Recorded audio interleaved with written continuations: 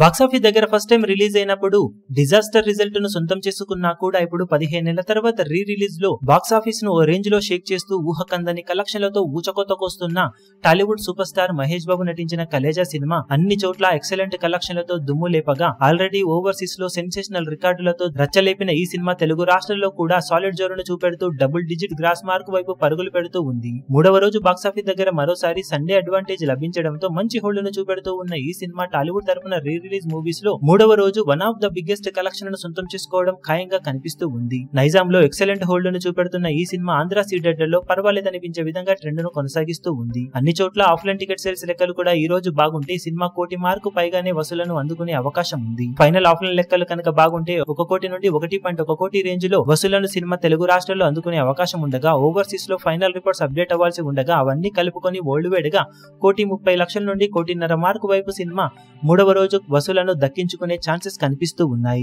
మొత్తం మీద వీకెండ్ లో కలెక్షన్ల పరంగా వీర విహారం చేసిన కలేజా సినిమా మొదటిసారి డిజాస్టర్ అయినా ఇప్పుడు మాత్రం ఎపిక్ రికార్డులతో ఊచకోతకొస్తూ అప్కమింగ్ రీ రిలీజ్ మూవీస్ కి బిగ్గెస్ట్ టార్గెట్ ను సెట్ చేసి పెట్టబోతుంది. ఇక టోటల్ గా 3 రోజులకు గాను సినిమా సాధించి కలెక్షన్ వివరాలు అఫీషియల్ గా ఎలా ఉంటాయో చూడాలి.